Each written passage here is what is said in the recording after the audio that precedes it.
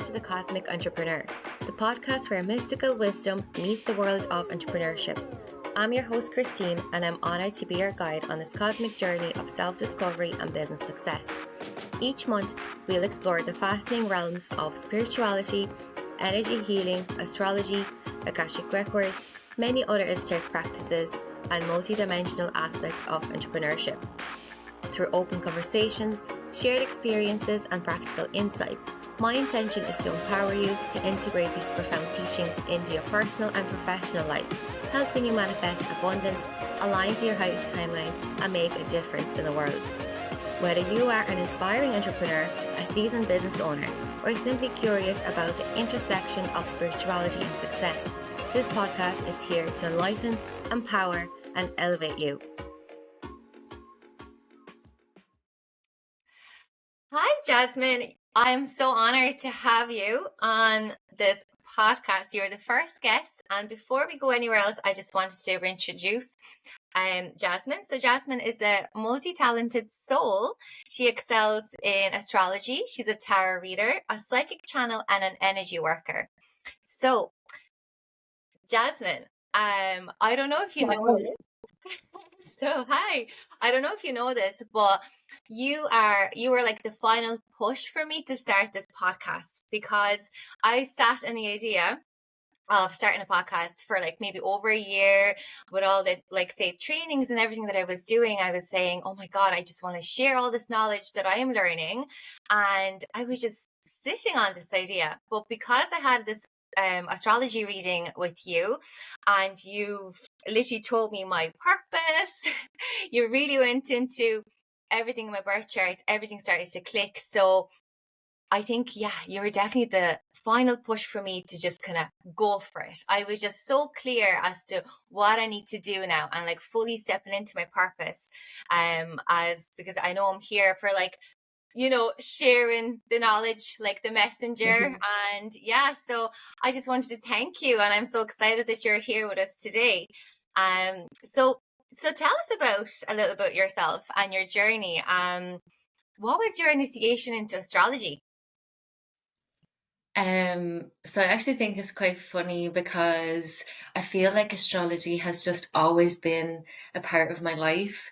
Like I can remember being in primary school, probably like fifth class, sixth class, when we first got the internet, and say we're on Bebo and stuff, and I would fancy a guy in my class, and I would be on Bebo looking for a happy birthday, and then seeing, right, what's this zodiac sign, and then Googling, or if I don't know if Google was even a thing back then, but looking up, are Sagittarius and say Pisces compatible, and then it's like no, and I was like no. Obviously I know now, with having so much more wisdom in astrology, that compatibility is not just done through the sun sign, but I just think that's a lovely like story to kind of show that astrology has always naturally been a part of my life. Like obviously for some reason my child self really relied on that astrological information. um so I've kind of always known about it. I've always known I'm a Sagittarius, and I've always felt quite Sagittarian in the sense that when I was younger, I would ask my mom, like, why are we here? What are we here for? Which is, Sagittarius is the philosopher. So my mom would be driving home from her 9 to 5, like, I don't know, I'm just trying to go home. And I'm asking all these big questions. So then it was from like, I think before 2019, I had like the CoStar app, so I knew my personal planets and stuff. And then in 2021, I had my birth chart read by Kate, my friend Kate, Baby Doll Magic on Instagram. And she's amazing, amazing astrologer, and she really inspires me. And I've learned so much from her. And that's when I got into like, oh, the North Node and the South Node. So pre 2019, it was quite, personality astrology, like just knowing your personality. But then after I got that reading I really went down the rabbit hole of what's my purpose, what's my karma, what's my wound. So yeah, I feel like astrology has always been a part of my life. And then, in around 2019, I kind of had, I think alongside a lot of people in the collective, 2019, 2020, had a spiritual awakening, found Reiki healing, tarot cards, and just snowballed down this journey of awakening that I think was written for me and written for some of the collective at that time. Yeah, isn't that just amazing how many people like just kind of woken up to their gifts in that like Yeah. transit as like 2019 to 2020. Same Hmm. happened to me. I just was like, there's more to life. There's more to life than just going to work. And yeah, and it's just amazing. Yeah. So yeah, I suppose so. You kind of answered it anyways. Like, what is astrology? Would you say like there's like maybe misconceptions with astrology? Like, would people say, like I know there's so many skeptics. Yeah. So what is like the maybe like the misconception that you kind of hear about astrology? I think the misconception is where people think like the planets have invisible strings on us and are making us do things, and it's not like that, but it's understandable. People aren't educated. Like, I actually believe astrology should be taught in, like, it should be mandatory. you know your birth chart is your, like, soul's contract, if you want to call it that. Some people don't like that kind of word, but it can show you everything. So why don't we know it? Why don't we know how to read it? Why is this sacred map of our soul get like, it's there, but we're so overwhelmed by it because we have no education on it at all, that we just kind of raw dog life, like, without knowing, going through life without knowing what to actually go towards and what to move away from.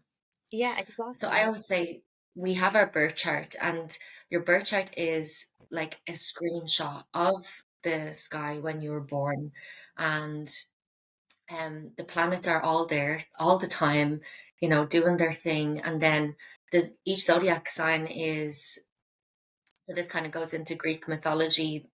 Like, the zodiacs are, they're archetypes that are, associated with certain constellations.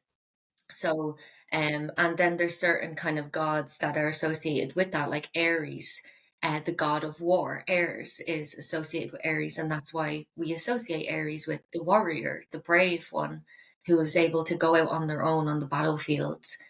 Um, so the point that I'm making is that when you're born, you have basically the planets and the aspects that they are making and the constellations that they are um in evolutionary astrology and in my personal, like, belief, these placements are deeply ingrained in your psyche.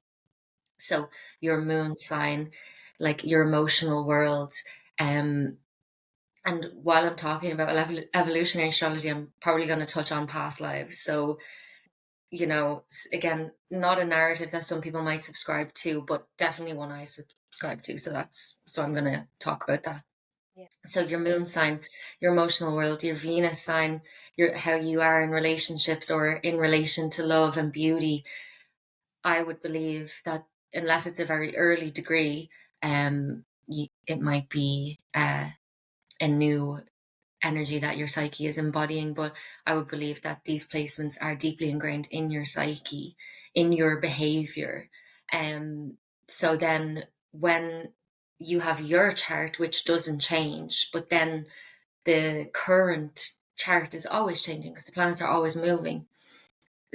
They are making aspect to something in your chart. Say you have moon in Sagittarius. When the moon is in Gemini, it's forming an opposition to your natal moon. It's triggering something in your psyche, and an opposition is sometimes like a standoff, a face off, kind of a harsh. So it depends on what's on either side of the opposition, but can be quite harsh. So, or even if you have Mars in Gemini opposite your moon and Sag, that can be, quite volatile on your emotional world. So it's not so much that the planets are controlling what you are doing, but it's the movement of the planets are triggering something within you. And because we have free will, the movement of said planets or the celestial bodies, they might trigger something in us and, whisper to us a direction to go in, but we can then exert our free will and say, I don't want to go in that direction.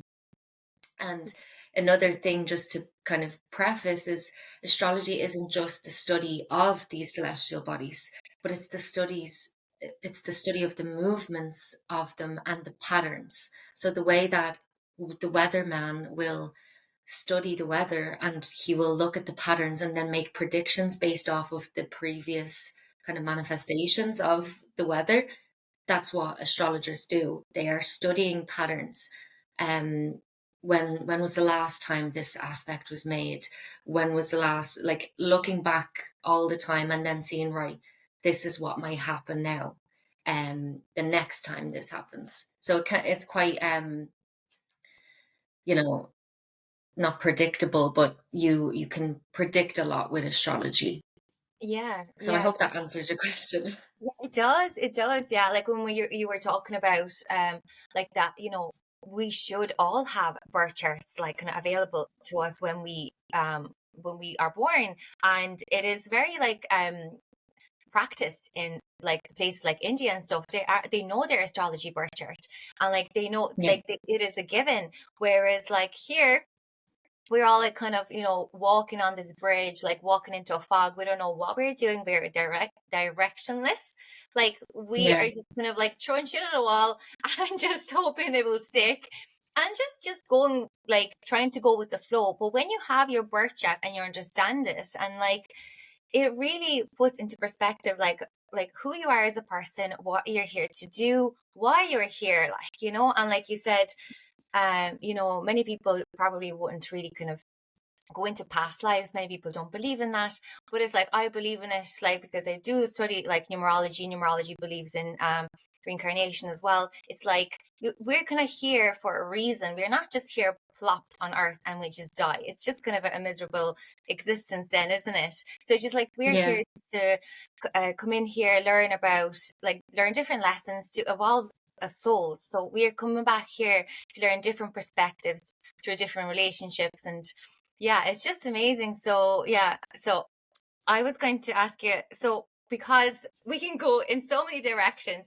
but for like our say like if I was completely new to astrology, like so what would you recommend for people to study up on first? Like what would be the thing? Would it be planets? Would it be houses?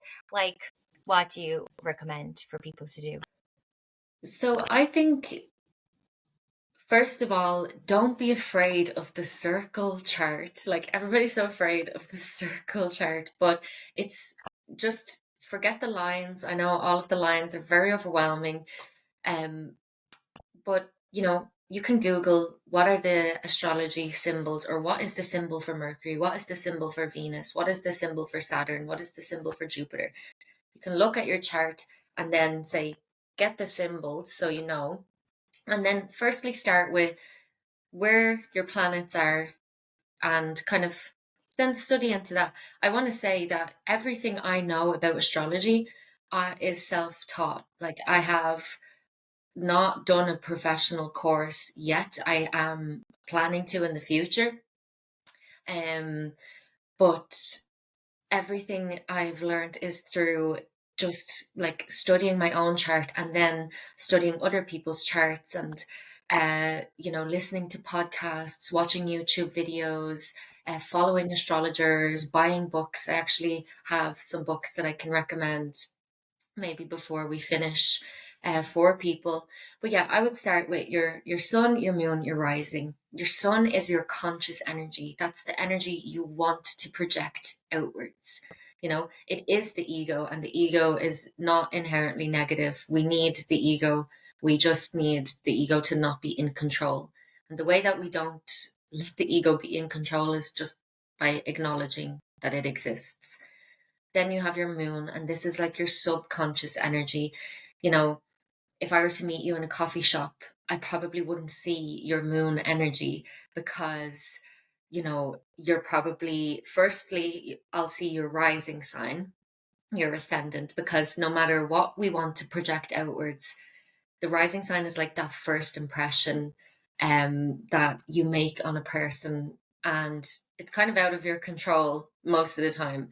Um, so the rising sign and the ascendant is the sign that was ascending on the eastern horizon at the time that you were born. And that sets up your first house, your physical body, your attitude, your appearance.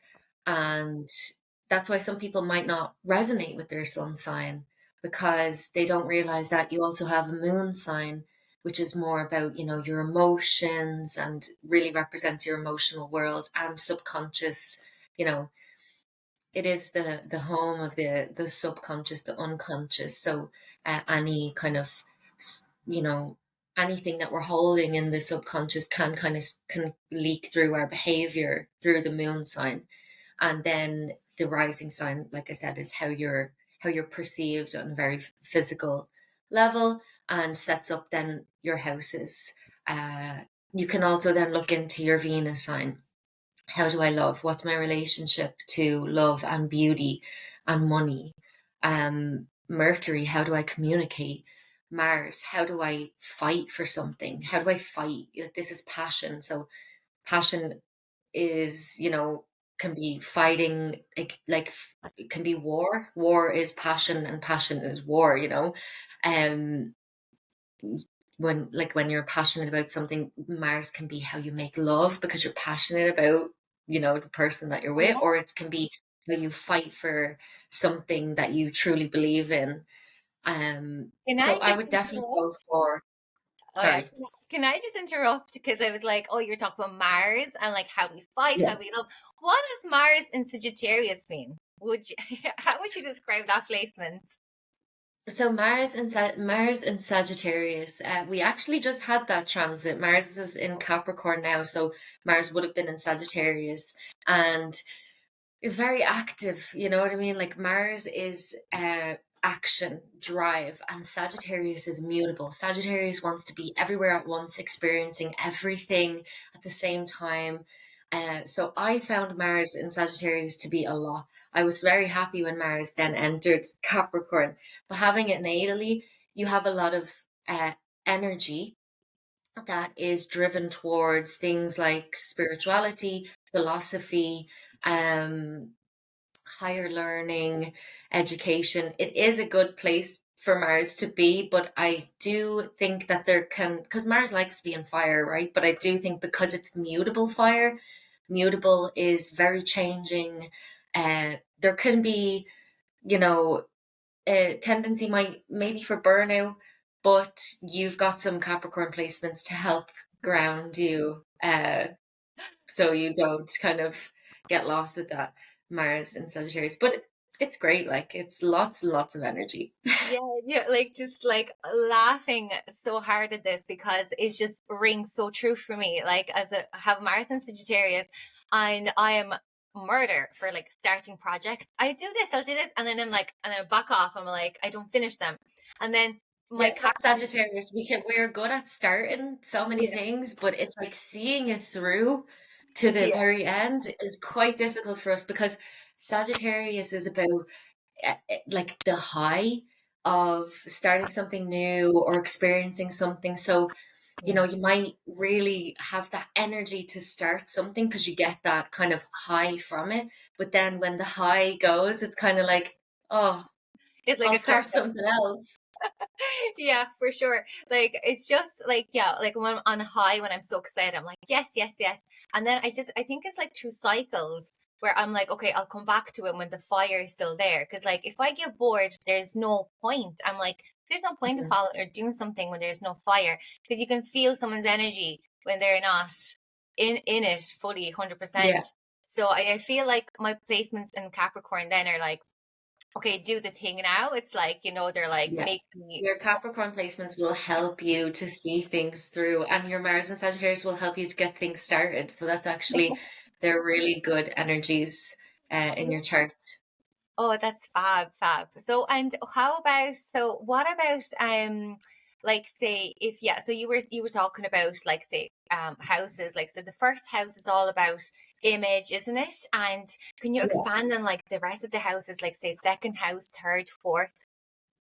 Yeah, so like I said, this is why the time of birth is very important, for your chart, because the time like the time gives you the rising, like I said, the sign that was ascending in the eastern horizon at that time, and the degree of the ascendant changes every 4 minutes, and then the ascendant itself changes every 2.5 hours. So that's why it's, you can read a chart without the rising sign, but you're gonna have the planets and you're gonna have the signs. So the planets have their own energies, like I said, the moon represents our emotions, Venus, how we love, Mars is our drive, action, passion.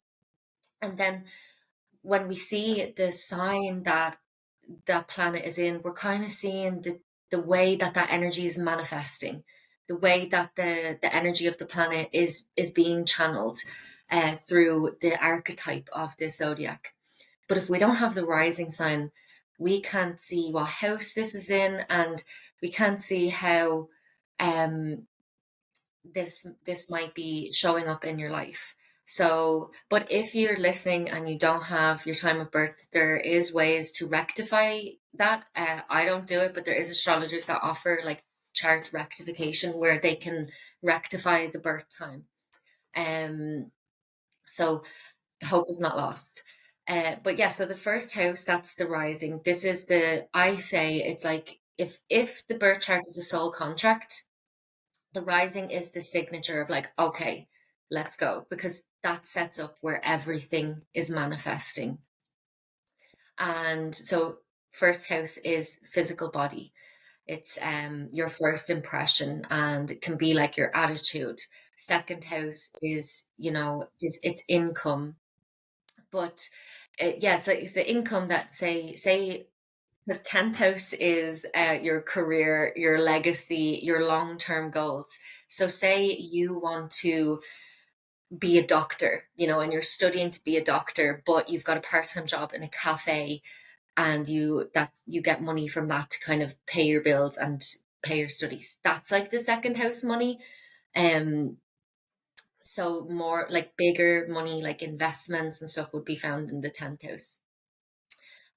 Third house, well, second house is also your beliefs and your values and self-worth, because self-worth is tied to money.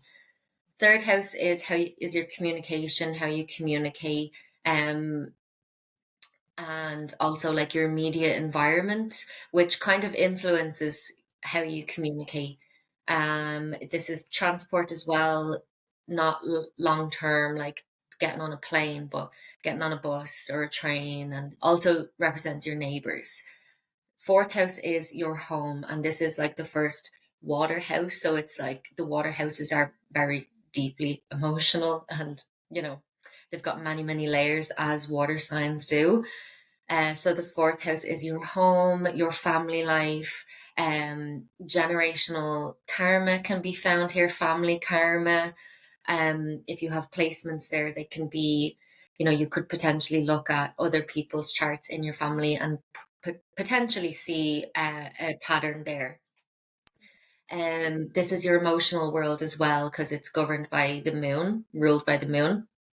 Fifth house is your self-expression, and the branches of that tree. Say self-expression is a tree, and then like the branches are all the different ways that you express yourself. So it's talent, it's dating, like pleasure, and children, because our children are expressions of ourselves, and also the way we date, the way we present ourselves, the way we our relationship to pleasure, it all comes back to kind of that self-expression.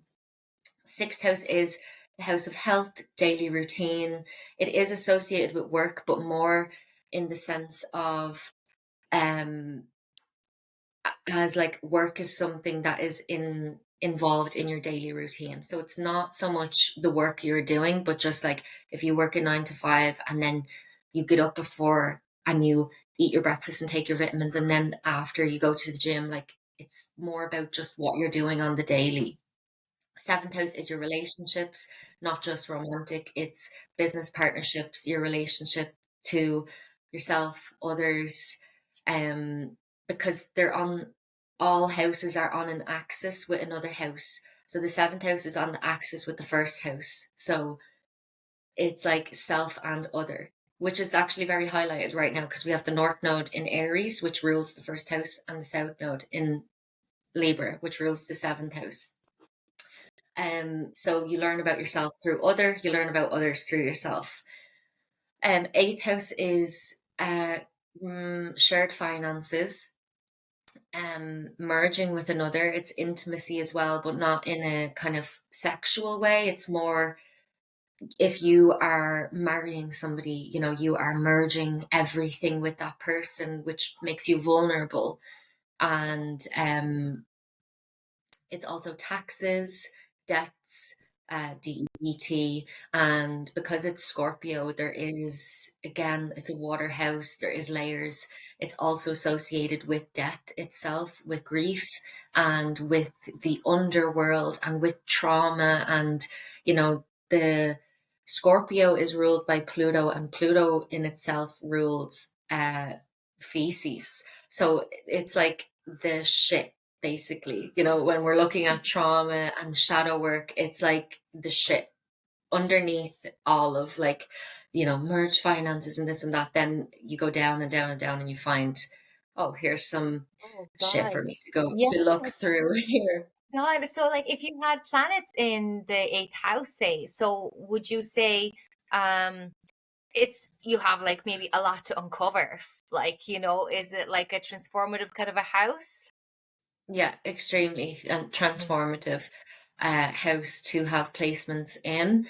Um, and it's like the placements that are in the eighth house are consistently going through the death and rebirth of Scorpio Pluto. So I have Scorpio Venus, so it's not in the eighth house, but like that Venus in the eighth house or Scorpio Venus, they will both have this scorpionic energy. The same way my Venus is in the 12th house of Pisces. So while I have a Scorpio Venus, it does take on the traits of a Pisces Venus as well. Um, and like that, my relationships, Venus, are consistently, like I'm consistently going through death and rebirth within my relationships. So any planets there are kind of, yeah, going through that death and rebirth. The Wow. ninth house then is the Sagittarius house, traditionally, you know, associated with travel. Sagittarius loves to travel. Really, it's not just travel, but it's expanding one's horizon. So whether that's through spirituality, travel, higher learning, education. The 10th house Capricorn is, you know, long-term goals, what we're working towards, um, our legacy. You will find in some charts the midheaven there, which is the highest point of the chart, which you can look at if you want to see for a client or yourself what kind of career your soul wants, or what kind of legacy your soul wants to leave behind. 11th house is a larger community. So the third house is the community you're kind of not stuck with, but given, because it's just before the fourth house where your home is. So wherever you grow up, the third house is kind of like the community that you didn't really choose, but they're just there because of where you live. Whereas the 11th house is more like the community. It's ruled by Aquarius, and Aquarius is kind of like an activist in a sense. So it's like the community that you choose, whether, you know, that's through your beliefs or your hobbies or whatever it may be. And then the 12th house is your soul. If the first house is the body, then all the way around the 12th house is the soul. The 12th house is, as some astrologers say, the house where we go to die. It's Pisces. Pisces is the transcendence from self into soul, from body into soul. And while I said the 4th house is family karma, the 8th house can also represent karma we create with others, because we said we have like taxes and debts there and stuff like that, and like merging finances. So when you go past that kind of material level, you can see it's also karma we create with other people, or when you just look a bit deeper into it. And then the 12th house is our own soul karma. So it's like my 12th house is my soul's karma that I have accumulated over my lifetimes, on like however many incarnations, who knows. And the 12th house is also our dream state and our subconscious mind as well. So I know that was a lot, but that's the houses basically. Yeah. It's like it's a handful, and like there's just so much like you'd need to know, like looking at your birth chart. So the way you explain it was just like fabulous. And it's, I just find it so cool that you can like learn about your karma, your soul's karma, karma that you create with others, and you can literally see it on the chart. Because when you like kind of tune into it, like it makes sense. And especially like if you know everybody else's chart in your family, and you're like, oh, it kind of syncs up. Yeah. And I Say love, if you have, sorry, but just to say if you have a stellium in Capricorn in the 8th house, you can then move forward and know, I have to be very careful with the karma I create with other people financially or in work, or if you have something in your 4th house, you can see, right, I can no longer be, if you have Saturn in your 4th house, I can no longer be a victim to this. I can now realize that this is something that I have chosen to, you know, have in my chart and to deal with in my life for my lineage, for my family, for my ancestry. And then also, if you've got placements in the 12th house, you can see, right, so I have Venus in the 12th house. I have karma from past life relationships. So I know that I am going to be, until I, clear that karma, I will just, and it has happened, I will just repeat cycles within relationships, until I kind of, bring awareness to it and clear the karma. yeah. And like, I think this is like a game changer. Then once you are like aware that you have like karma or whatever you need to work on, it's just that awareness alone. You can start working from that space and Hmm. clear your death really, and just, move on, and hopefully like choose like whatever lifetime you want to choose in the next incarnation. But so you were saying I was looking at like the life's purpose. Like I know you were talking about midheaven, which is like your career, isn't it? And Hmm. well, life's purpose. Is that what you would call like the North Node in the chart? Yeah. So Yeah. what I've learned through reading charts is that your life's purpose it can be connected to career, or it can also be extremely different to what career and legacy your soul wants to leave behind. So if you want to look at career in a chart, you want to look for the midheaven, like I said, which is the highest point of the chart. And we kind of see it as the highest point of someone's life, the most successful part of their lives. And typically, this is through career. The midheaven is also how you're perceived and what you're known for. And we are typically known for what we do. In this society. Whether that's a good thing or a bad thing, we won't get into that, but we are. So you want to look at your midheaven. Say you have midheaven in Libra. And then you say, right, Libra is ruled by Venus. So let me look at Venus and see where the Venus placement is. And then you get more insight into the way that kind of midheaven point is manifesting. So I'll use my chart, for example. I have midheaven in Libra. So I look at my Venus sign, Venus in Scorpio, 12th house. 12th house is spirituality. Scorpio is occult studies. So you can see that my tarot reading and my astrology can all fall under there, as well as other things that I'm planning to do in the future. So then if you want to look at the North Node, and okay, so that's what I want to do career wise, but what is my soul's kind of purpose here? How does my soul want to evolve? And that's the North Node. It might not be associated with career at all. The North Node is with the South Node. They are, 2 points on your chart. And the North Node is our destiny. Our soul's destiny, and the South Node is our like unconscious, comfortable energy.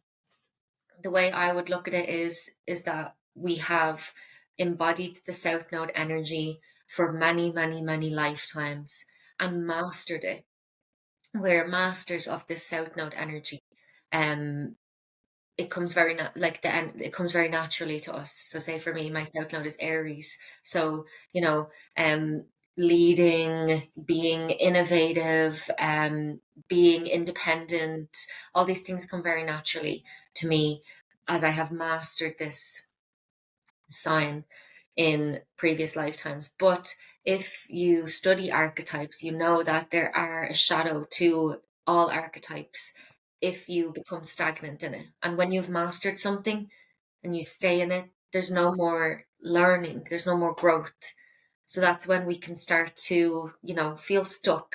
And when you feel stuck, you're more likely to kind of go into the negative traits of that South Node sign.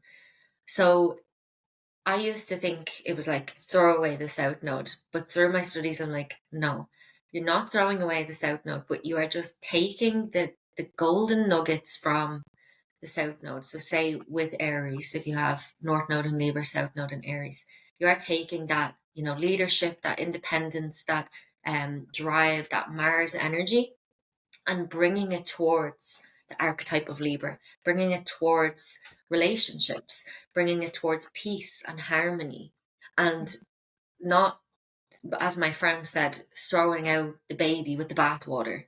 You don't throw away the South Node completely. Just take the highest expression of that sign, those qualities, and then bring it towards your North Node.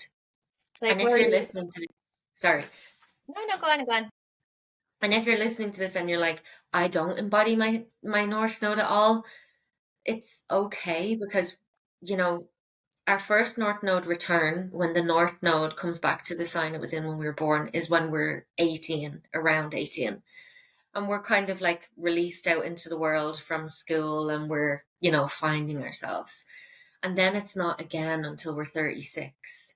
So it's like by the time you're 36, you'll have that North Node return, and you'll be pushed in a direction, and you'll know, if you're following astrology, to listen to the whispers and to go in the direction that you're being nudged in.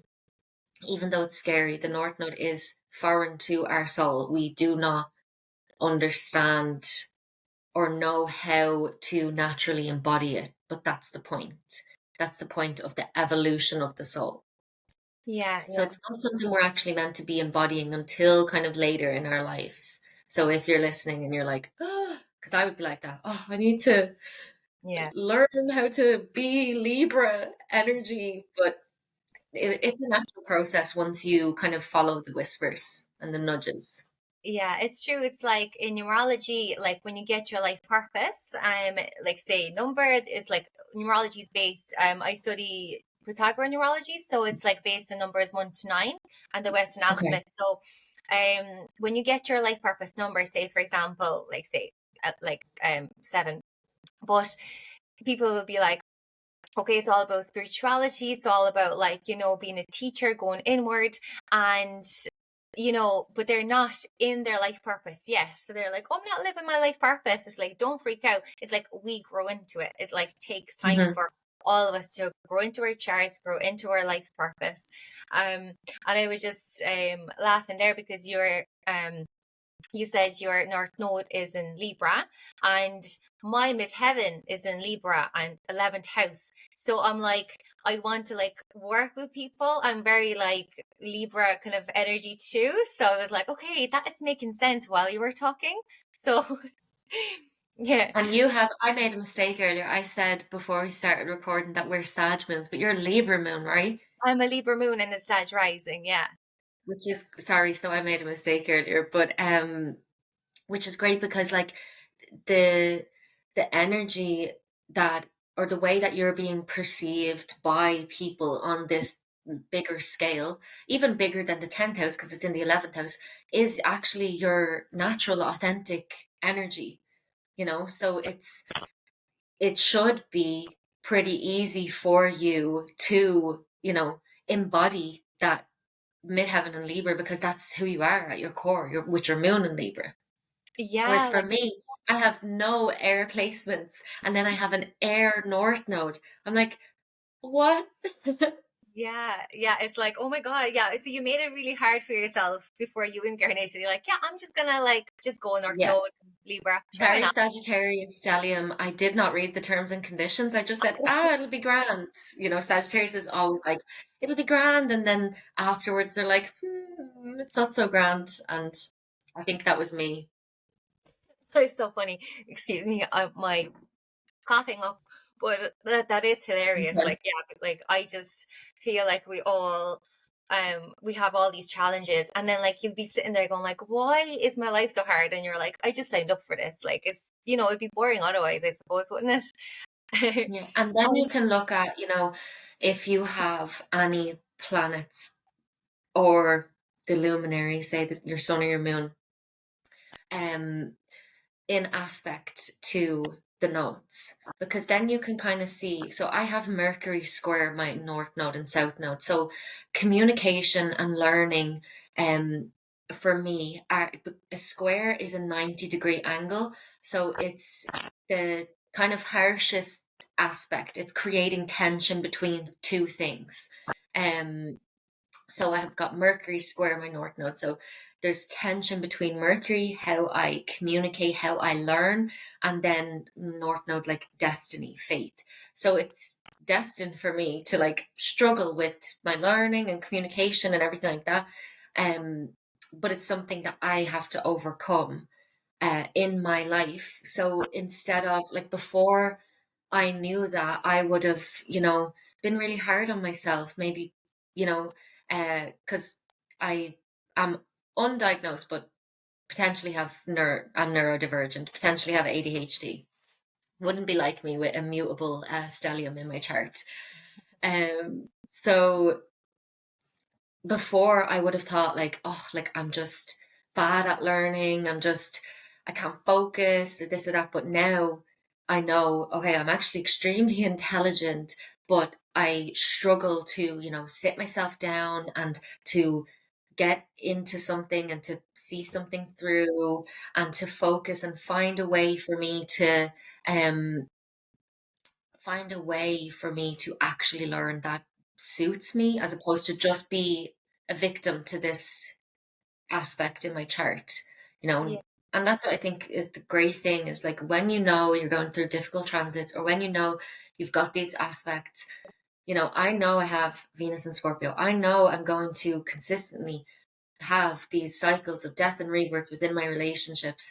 And now that I know that, I can kind of just say, right, okay, maybe I'll be a bit more selective in my relationships, yeah. but and a bit more, you know, careful entering relationships. But I just now I accept this as part of my journey and I move forward, which helps you become empowered in your life and not be a victim to your life. Yeah, exactly. It's just so true. Like you are empowered, like you know who you are. Because like imagine if we had these birth charts when we were kids in school and like, oh, Jasmine is running around there, she can't concentrate. And it's like, it's okay, they were off because she needs this time to play and then Yeah. she'll be fine again. She'll be focused. It's like, even having my son as well, he's like, I want to do this, and then, but he gets bored. And it's like, oh, I need to actually get his chart read because Yeah. that would help me as a parent. It's like knowing your partners, your children's charts, your family, like it'll be a game changer in how we like interact with one another. And it's like we should just like Hmm. bring this, like this is like my initiation to you, like you have to bring it out there, make it mainstream, put it into schools. Yeah, well, I can read children's charts as well, and I do offer that. And knowing my son's chart has been an absolute game changer in approaching parenting, because my son has a Gemini stellium. Gemini is the most active sign in astrology, and he's got three planets there. He's got his sun, he's got his moon, and he's got Mars. Mars in Gemini, lots and lots of energy. So I know if I coop him up in the house all day, don't do anything, don't go anywhere, by the time bedtime comes, that child's not sleeping. He is not sleeping. So I know I have to bring him out. I have to keep like fulfilling the curiosity that he naturally has, as opposed to maybe be angry about it and be like, oh, why can't he just be like this? It's like, no, this is who he is, and I can now provide him with an experience that is going to fulfill what his soul. It's not his fault that he can't relax. This is his soul is so naturally curious. And also he's got his Mercury in Taurus. So that's Mercury, the sign of communication, in very slow Taurus. Taurus is very slow moving. So he does learn slowly. He's a slow learner, and he needs to be shown and kind of really like talk through, like, this is how you put on your jacket. You put this arm in, put this arm in, you zip it up, so you like explaining every step so he can process it in his way. And also because he's a Libra ascendant, I don't rush him. I say, right, he's got his ascendant ruled by Venus and Taurus Mercury ruled by Venus. He's Venusian. He needs time to get out of the house. I wake him up earlier. I give him a slow morning. All these things I know because I know his birth chart. Yeah, oh my And God. I know his north node, south node. I know when he's going through difficult transits where his soul is being triggered in a way that he doesn't have the cognitive ability to comprehend. So I can give him more space, I can give him more time, more patience, and more compassion. So yeah, I'm a big advocate for parents should know their children's birth charts. Yeah, like amazing. Yeah, because there's so like many of us, like, well, not many of us, like we are becoming aware of how we are parenting. And but back in the days, like rush, rush, rush, let's go, we have to go here, we have to go here. And like children, like, or anybody, even adults, we don't like to be told what to do, or Yeah. being rushed. And like we expect our children to do it, like get into school, like put on your clothes, blah blah. But it's just like just slowing down and just being a more mindful parent. And especially like when to know the chart. Oh my God, I definitely need to get my son's chart read, just because I know like I'll be able to understand him much much better, Yeah. because I know You there's some. learn about his soul past his name and the image, that, and the knowing that you kind of project on them because, you've named them and you see them as this little human, but then it's like they have a soul, like they have karma, like they've had past lives. And then you can bring both of your charts together and see. So I was saying, if you have personal planets in aspect to your North Node or South Node, you'll see what you're kind of dealing with in this lifetime. But then if you have your chart alongside any person, your child, your partner, you can see if your personal planets are near their North Node, South Node, their Saturn placement, their Pluto placement, or vice versa. And you can see what is our karma together, what are we here to do together. So if you're having then a difficulty in that relationship that keeps showing up because maybe you have a Saturn conjunct a personal placement or in harsh aspect, again, you don't fall victim to it. You can say, right, you get your partner on board, or obviously you probably can't explain it to your child, but you have a new awareness of, okay, like I know why this is happening now. And people are always like, I just wish I knew. I just wish I had an answer. I just wish I had a direction. And it's like, that is astrology. Astrology will not sugarcoat things. It will say, oh, you're going through a tough time. You're supposed to be. So now see what golden nuggets you can find there, and go move through it with awareness and with humility to maybe to allow yourself to grow and to evolve, Yeah. whether that's you or within your relationship or with your child or anybody. Yeah, yeah. And yeah, it's like one thing even like knowing your personal chart, everybody else's chart, and the fact that you can even like look at the transits and see how like every day, like weekly, yearly, like what is happening, because you said you can kind of predict what is going to happen, really, because like I suppose horoscopes are kind of different. It's kind of like the basic, isn't it? And then astrology, then you look at the whole chart and like look at all the Yeah. transits. This is what I really wanted to ask you about. Before we go into the transits, like I know I'm like mad to know about the transits, but Mm. a big topic, right? I've heard it so many times before. Saturn return. Like, what is Saturn return, and like, what ages can we expect it? Okay, so Saturn represents authority. Mhm. So Saturn is like the authority in the sky that sees everything, you know, and he's like also associated with karma.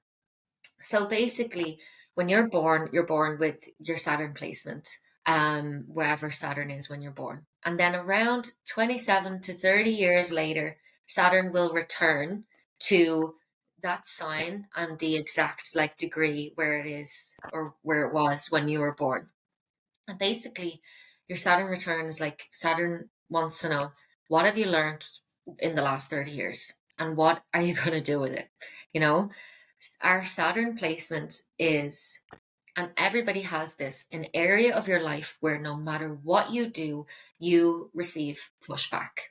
You get pushed back and you think, oh, it's so frustrating. Every time I try to do this one thing, there's an obstacle in my way, or it's just a no, a hard no from the universe. Push back, push back, push back. Saturn is like the professor in college or school who constantly gives you low grades, a C or a D in your exams, constantly, critiquing your homework, and you think he hates you or he has something personal against you. And then you sit your final exam and you get like an A plus or whatever. And he's like, see, you see? And you're like, so you were doing that on purpose to make me work harder. And it's kind of like there's a love-hate relationship of like, okay, you brought the best out of me, but you kind of also deceived me in a way, Yeah. or not deceived, but you Mhm. know, it's just that pushback and constantly being made to work harder and harder.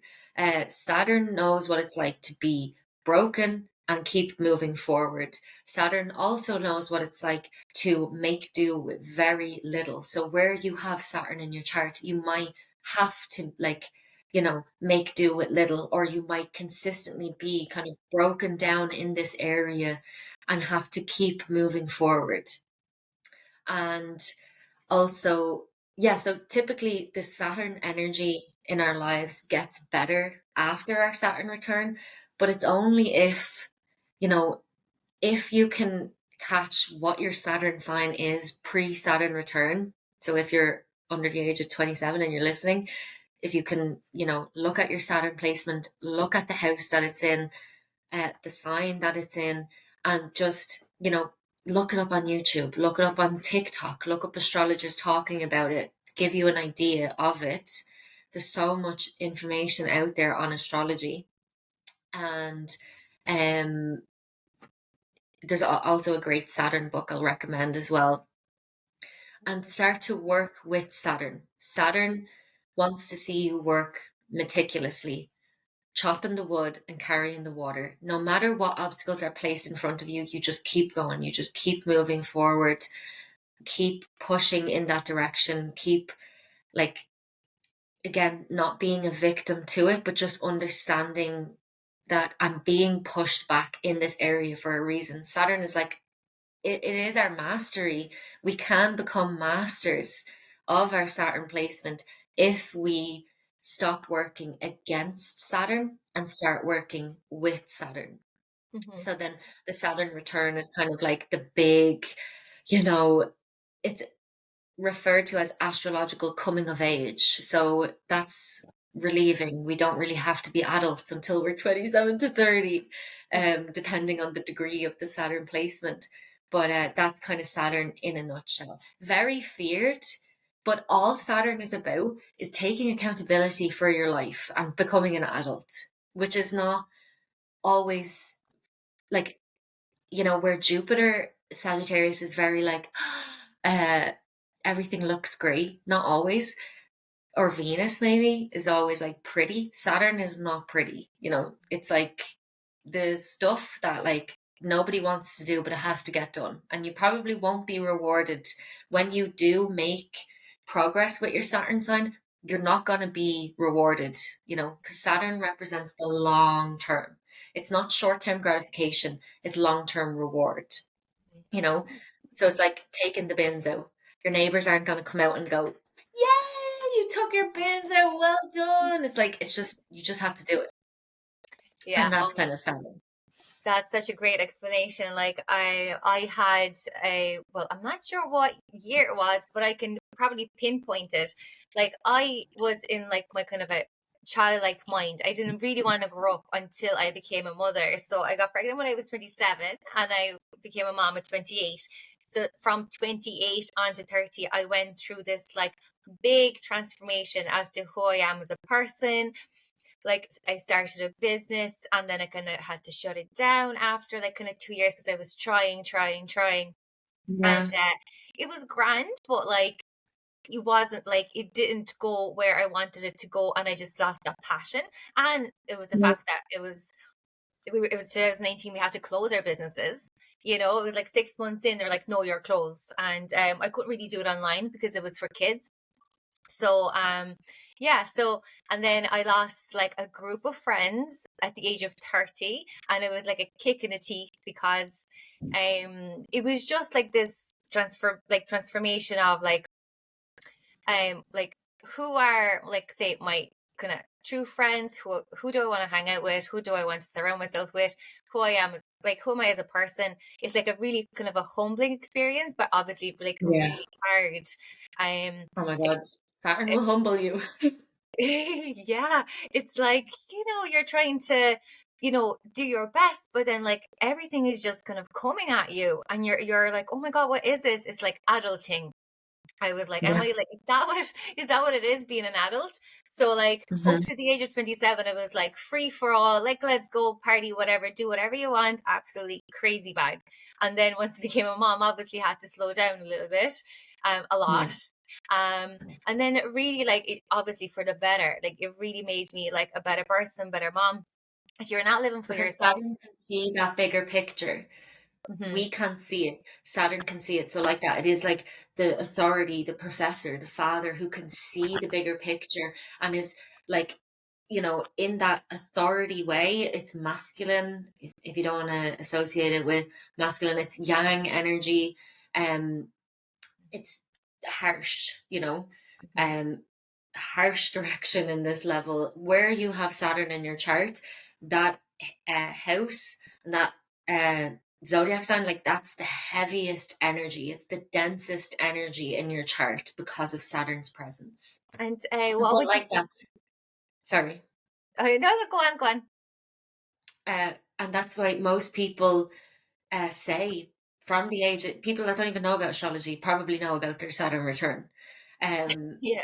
People know the age of 27 to 30 are typically very difficult, and that's why we have like artists who talk about the 27 club, artists who have not been able to like stand like deal with whatever was going on in their life at that time, like the smack of reality that Saturn brings at that time, and unfortunately might have taken their lives or something. So it's like, again, important to know when you're going through these harsh transits that you're meant to be going through them. So now you can stop questioning, why is this happening to me? And you can start asking, okay, why is this happening for me? And the answers are in your chart. Like, so everything is there. Yeah, yeah. And what would you say? Well, I think you explained it to me, but like for the listeners, like a Saturn in Capricorn, right? Like innately, I have a Saturn in Capricorn, like in my second house. So I know it's about like self worth, self value, like values and Mhm. money. So I feel like it was going to highlight it. So do you think that's what it was really for me for my Saturn return? Was that like the Yeah, so Saturn theme? is at home in Capricorn. So Saturn not is the planetary ruler of Capricorn. So even though Saturn is considered a malefic in astrology, Saturn and Mars are both malefics.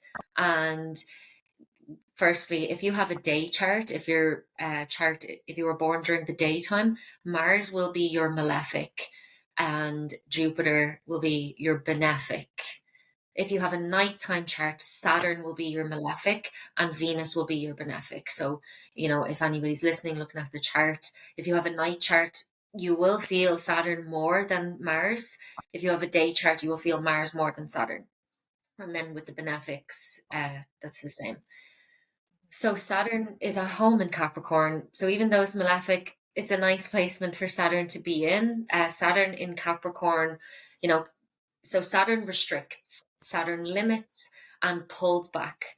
And then Capricorn is working, long-term goals, investments, career focused. So Saturn in Capricorn, Saturn would restrict that. So it's, very aligned actually. And this is what you can look back and you can say, right, this thing happened, which I perceived at the time as negative. You started a business, it didn't work out, but now you can look back and you can see that's actually quite aligned for my Saturn return in Capricorn. And that was probably a test of my beliefs, my values, and my self worth, while also being a test of my relationship with money, and of just my money in general, and also with the friends part, definitely could be the self worth being tested. Yeah, definitely. It makes like complete sense. Like when I look back on it and the way you're explaining it now, it's like, but self-worth, like the self-value. So what do I value? Like, especially now that I've become a mom, like this whole journey of like, okay, what do I want to do now? I don't want to go back to work full time. I want to be with my baby. What else can I do? And I remember like even, I wanted a different job to work with, like, it was like a kind of a kids club, and I went for an interview. I didn't get it, and then I was really upset that I didn't get it, and I was like, oh my god, maybe it's something that I really want to do. I'm upset because I really want it, whereas before it wouldn't even cross my mind. So I went off because I was like always in like say a really busy environment in hotels, restaurants, like bars, like constantly on my feet. And this was like, oh no, I want something more quiet. I want something more that's like aligned. And I was really upset that I didn't get the say position. So I was like, okay, so I went on a quest then to be like, okay, I'm going to start up my own business. And then that's when I was really in my Saturn return. They're like, work for it, really work for it. And I really had to. I remember I had to Yeah. take my baby, like, I was just like walking around Cork, like with like leaflets and trying to advertise and market my business, whatever. But So that is Saturn, like but bringing your baby out and not letting any of those kind of obstacles get to you. Like that's Saturn getting it done no matter what.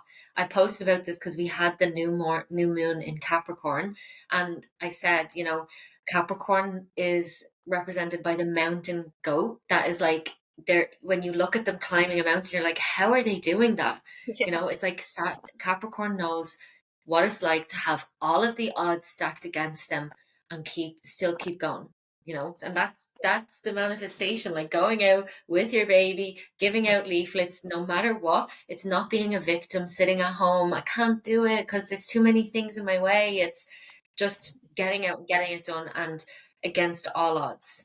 So I love that. Yeah, I love it. It just clicks, like with just talking to you, everything is just click, click, click, click. And so now I am looking forward to so transits. Like I know you were saying like you can kind of look as to what's to come up. And just my question is to you, what kind of transits should we expect as a collective, or the transits you're looking for? looking forward to. I So suppose I in have, 2024. sorry. So I've actually made a list because I'm like really excited for the transits that are coming up this year. And one of the biggest transits that, are going to be, is everybody's going to be talking about, is Pluto entering Aquarius. So Yeah. Pluto is an outer planet, and it moves very slow. So we're just wrapping up Pluto in Capricorn for the last around 20 years. Now, Pluto will have one more retrograde into Capricorn this year, for the last retrograde into Capricorn that we will see in our lifetime, in this lifetime anyway. And Pluto in Capricorn has been extremely interesting. Pluto, again, like I said, is death and rebirth. So it will bring the worst out of an archetype before it brings the best out of it. And Capricorn, like we said, is associated with career and legacy and all these great things, but in the shadow, that's like power and greed. And we've really seen a lot of power and greed being displayed right in front of our eyes over the last few years, especially as Pluto has been finishing his transit through, or getting to the later degrees, which would be from like 2019 to now. So we've definitely seen that. So Pluto entering Aquarius is like, there's a shadow to it as well. Aquarius rules the 11th house. It rules community, activism, but also technology. So the last time Pluto entered Aquarius briefly was in 2023, between March and May, for 3 months. And we saw, lots of advancements kind of coming up with AI and technology. And this is to be expected more as Pluto enters Aquarius. Like, I'm wondering how how far it's going to go, but however far you think it's going to go, it's probably going to go there with Pluto in Aquarius, in the realms of like the advancement in technology and everything like that. We're going to see a lot, but it's also very innovative, and it's also um like I said, associated with activism. I do think we're going to see the collective come together more against the Capricorn kind of energy of like the greed and the power and the corruption. I hope the collective will become more united, and people will become more rebellious, because Aquarius is totally rebellious. Yeah. And I do hope that Pluto and Aquarius will bring like a change to school systems, as the 11th house can, represent institutions and stuff as well. So I do hope to see that, but look to your chart and look to the Aquarius house. We both have the same housing system. So Pluto's entering our third house, changing, our mind, changing how we communicate, probably could be changing our immediate environment, changing how we deal with our neighbors. There could be like transformation in like, short term kind of travel and things like that. But yeah, it is a long transit. So like, I guess when Pluto ingresses in, we'll start to see the beginning of Pluto in Aquarius. But for people personally, like, you might not feel Pluto in Aquarius after the ingress, after it moves in, until Pluto makes aspect to your chart. So if you have Aquarius is a fixed sign, so Aquarius, Leo, Taurus, and Scorpio. If you have any placements in the early degrees of these signs, you're going to have Pluto transits, especially if they're personal, if it's Sun, Moon, Venus, if they're in Scorpio or Taurus, you're going to have Pluto squares. So that's very intense. If they're in Aquarius, you're going to have Pluto conjunct a personal planet. And then if it's in Leo, you're going to have Pluto oppositions. So it's really looking at the house. Which house is Pluto transforming for me over the next 20 years?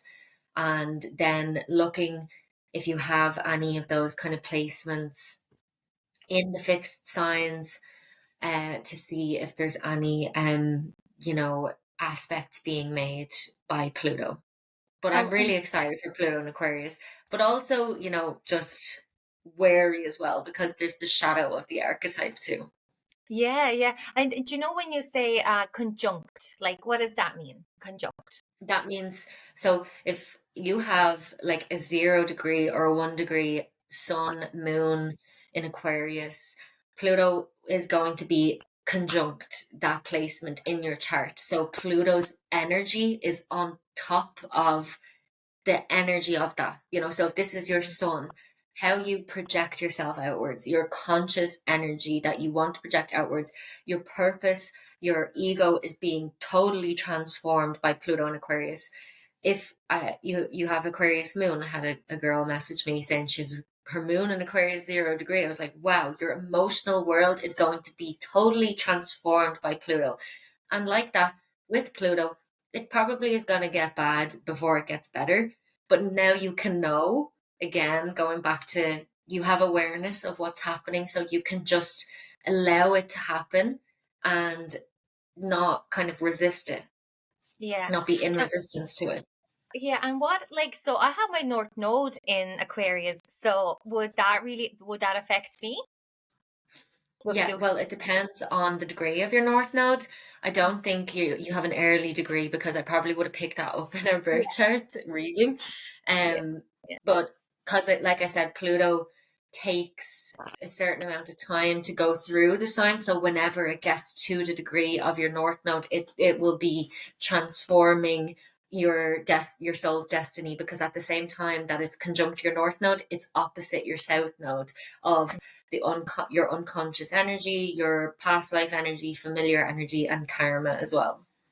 yeah. Like I am like happy out that Pluto is leaving Capricorn because it's been at me for years, and I didn't understand why until I had a reading with you, and you were like, "Oh my God, you've been through some shit," and it's like, "Oh my God, please tell me more," It because makes you feel seen, doesn't it?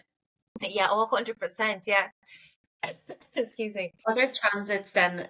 So on the 20th of March, we will have the sun entering Aries. And while you might not think that's a, massive transit, it does represent the spring equinox or the astrological new year. So Aries is the first sign, Pisces is the last sign. And I thought this might be nice to include for anybody listening, if they didn't do mad New Year resolutions in the middle of Capricorn season. Capricorn is earth, it's feminine, it's still.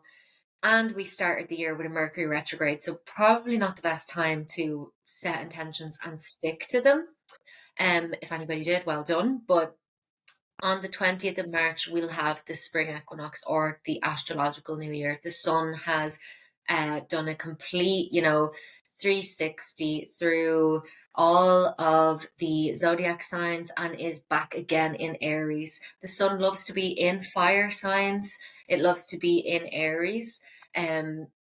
So that is going to be a great day for harvesting, setting intentions for the astrological new year, the astrological year ahead. And that's just a great time for anybody who wants to kind of have like then New Year's resolutions, making a vision board, planning, things. And we'll also have all planets direct within that time as well. So no Mercury retrograde or anything. Mercury will retrograde throughout the year, but I'm pretty sure between now and April we have all planets direct. So within that time, the 20th of March, we will have good energy, but we'll also be in eclipse season. So on the 25th of March, we're going to have the first eclipse of the year. And so you can expect from the 11th of March to the 22nd of April, that's considered eclipse season, 2 weeks before the eclipse and 2 weeks after. So that full moon total lunar eclipse will be in Libra at 5 degrees. So you can look and see if you have anything at 5 degrees in your chart that it might be aspecting.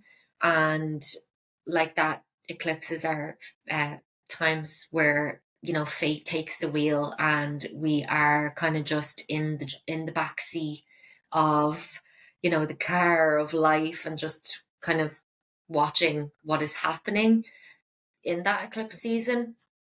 The full moon lunar eclipse in Libra will somehow be connected to the full moon, the new moon Libra eclipse that we had, I think, in September 2023. So you can maybe look and see what was beginning at that time, what was starting, and then what will potentially be wrapped up with this eclipse. And then on the 8th of April, we'll have the new moon solar eclipse in Aries. This is conjunct Chiron. So in transit, the new moon will be happening on top of Chiron. So there's going to be a big emphasis on our wounds and healing. And because it's a new moon, it's like a fresh start. So that's nice. And again, if you have anything around 19 degrees of in anything around 19 degrees in your chart, there could be an aspect being made, you know, which is activating an area of your chart. But looking to the Libra and Aries houses, these are highlighted for everybody over this whole year and halfway through 2025. So your Aries house is being transformed by the North Node, and your Libra house is being purged and cleansed by the South Node.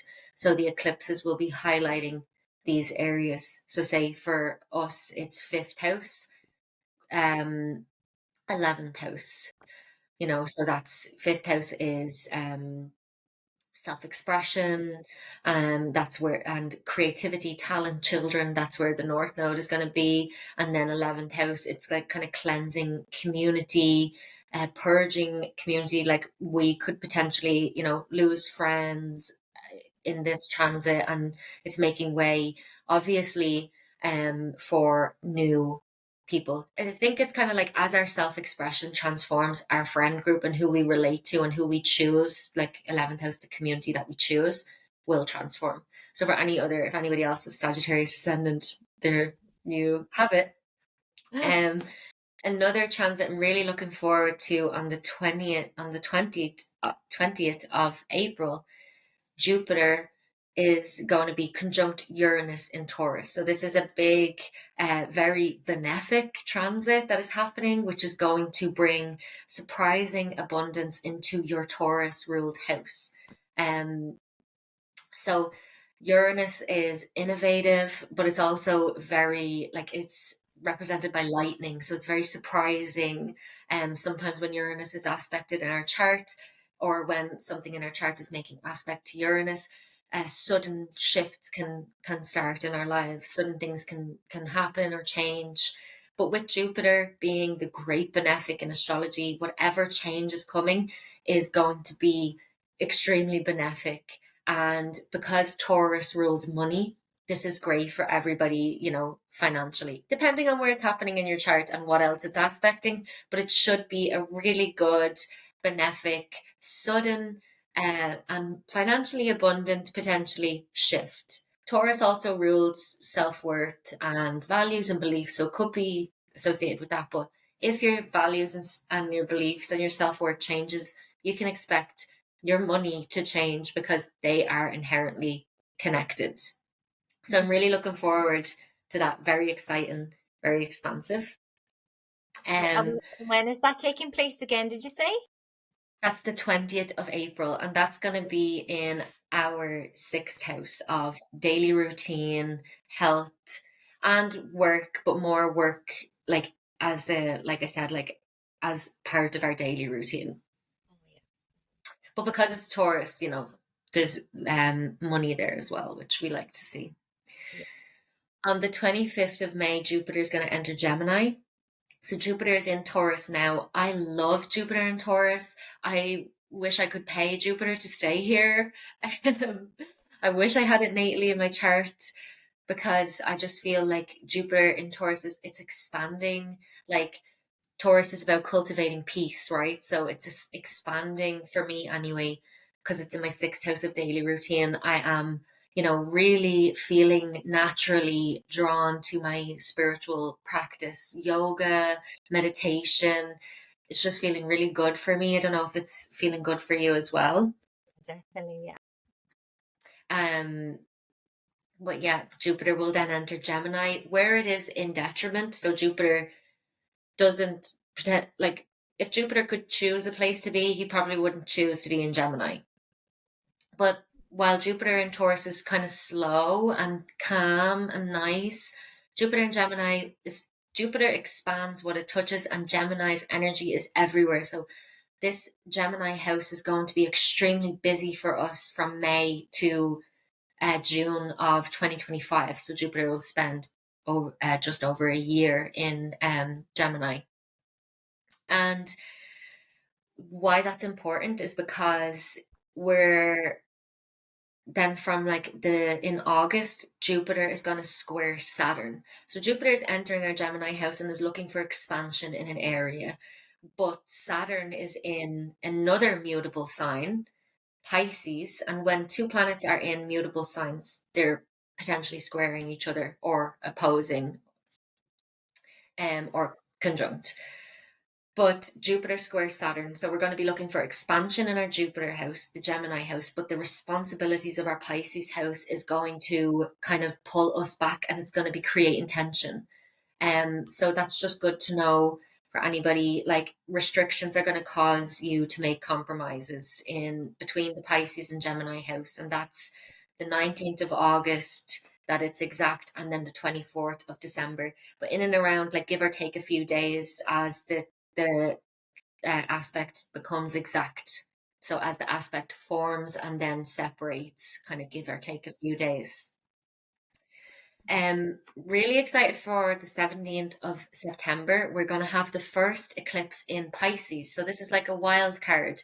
The North Node is not in Pisces until 2025, but we are having a first eclipse. So it's going to be partial, but it's still a full moon, but it's a partial eclipse because the nodes obviously set up the eclipses, and the North Node will still be in Aries. But whatever happens with this Pisces full moon eclipse in September will give you an idea of what the North Node in Pisces is going to be about for you when the North Node shifts into Pisces in 2025. On the 2nd of October, then we have the total solar eclipse, new moon in Libra at 10 degrees. So again, this is going to be another Libra eclipse, another kind of activation of that Libra house, but it should be kind of like the final rebirth, the final kind of fresh new beginning in this Libra house. That's at 10 degrees, so you can check if you have anything kind of highlighted there.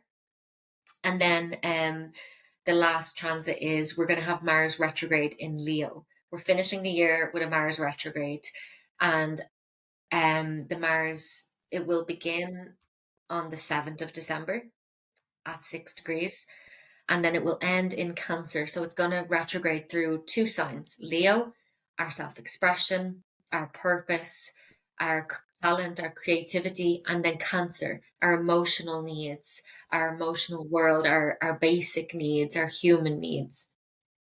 And what is Mars retrograde? Like, how would you describe Mars retrograde? Retrograde, what does it mean? So the energy of Mars is being pulled back. So the drive and the action that we might typically have in these areas is going to be pulled back in order to kind of reassess, so what am I directing my energy towards in this realm of like self-expression and my ambition. Leo is very ambitious, and then also what am I directing my energy towards in the realm of like my human needs, like my emotional needs. So that energy is going to be pulled back in order to, retrogrades are always about reassessing, reevaluating, redefining this area of your chart before we get the direct motion again. So then we can move forward with the wisdom of what we have gained, what we have seen from the retrograde. I always say, if you watch a movie the first time and then you watch it the second time, you see things that you didn't see the first time. And that's like a retrograde. it's like everything is in slow motion, so you can see things that you wouldn't typically see when the energy is direct and is just moving. Yeah. So that will last until February 2025, but it is good to know that that's going to begin at the end of the year. So yeah, they're the transits that I'm really looking forward to in 2024. And I thought I would add the eclipses in so people can potentially like jot those dates down and know that like that's when we're in like faded uh energy time where fate takes the wheel and things are out of our control and we Yeah. just have to Yeah. surrender. Yeah, it's like, yeah, go with the flow, surrender at those times. That's like kind of your fate kind of taking over, and you're just like at the back Yeah. seat going, go with the flow. Do not resist whatever you do. And trusting what leaves your life in an eclipse season and trusting then what enters your life in eclipse season. Yeah. Yeah. Yeah.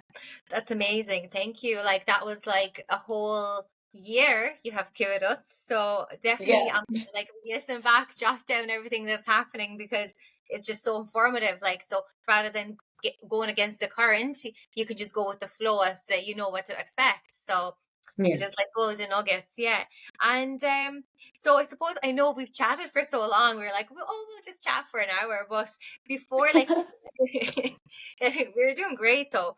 But like before we finish off this podcast, I was because it's such a it's like obviously an astrological, like spiritual, mystical kind of a cosmic podcast as well as entrepreneurial podcast. So I kind of wanted to ask you about success. Like, what does success mean to you? Okay, what does success mean to me? I think it changes and it has changed where I'm at, and it probably will change again, but where I'm at right now, success to me is doing what I love. Yeah, That's that's what success is to me. If I am, you know, every day in some way engaging in something that I love, that makes me feel good, that feels like my purpose. I think your purpose is what you enjoy. yeah, 100%. That's the easiest way for me to explain it. Like, what do you like to do? What did you do when you were a child? Okay, follow that. You know, follow what makes you feel good, and yeah, that's kind of what success means to me is like doing what I love to do Yeah, and hopefully, you know, being compensated for it by the universe. exactly. So, but I think if you're doing what you love and what you feel like you're meant to do, you will be compensated, not just materially or physically, but also like energetically and spiritually. Yeah, for sure. It's like I love that answer is because success means so many different things to different people, but really at the end of the day, it what makes you happy. So it's just like the Yeah. best answer ever. Yeah. And it's like, And also, I think as well for me, a big part of why I want to do astrology, you know, for my life and why I want to read tarot for my life is like it's very I think it's an act of compassion to assist people and support people through different or difficult parts of their lives. And I don't take credit even when I'm doing the readings. I'm like, it's the tarot, I'm just a messenger. When I'm doing astrology, I'm like, I'm just looking at it and, you know, putting it all together and giving the information to you. But that for me is like such an act of compassion to give my time to other people to help them and make them feel seen by something larger than you know us, whether it's the planets or spirit, and to know that I might have assisted somebody in accepting difficult parts or periods of their lives or made them feel seen in a way, gave them the confidence and the courage to go in a direction that they might not have previously gone in. Like that is success to me. yeah, oh, that is absolutely beautiful. Like I 100% agree. I couldn't even put it better into if I could into words if I could. So before we log off, I obviously want to thank you for your time and all your wisdom and knowledge. You're just like full of golden nuggets. How can people find you, and where can people find you? Do you have any kind of upcoming offerings, current services you want to share with our listeners? So on Instagram, I am Jupiterian Jazz. So I am ruled by Jupiter, so I'm technically a Jupiterian. So that's Jupiteorianjas. And that's where you can find me. I share a lot just about my life and my own journey on this planet. I have my own birth chart, I have my own karma, I have my own things, and I like to share my experience. And then also I do offer birth chart readings, and there's so many ways that you can get your birth chart read. So you can do it for business, for love, for just yourself, for your karma, your destiny, like all of these things. I also do tarot readings and Reiki healing as well. So you can find me there.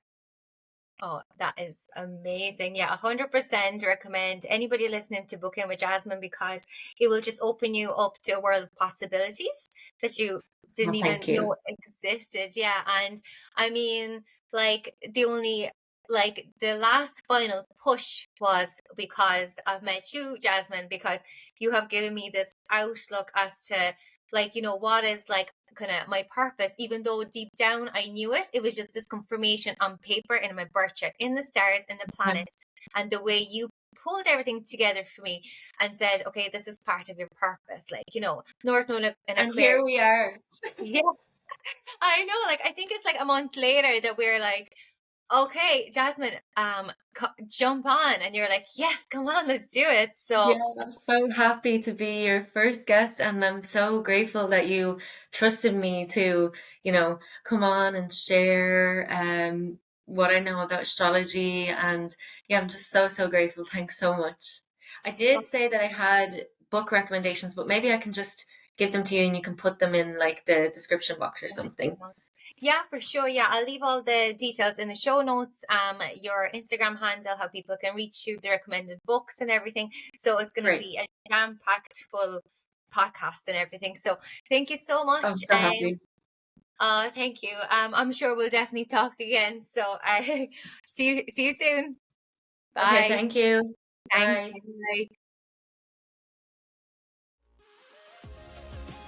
Thank you for allowing me to be your guide on this cosmic and entrepreneurial journey.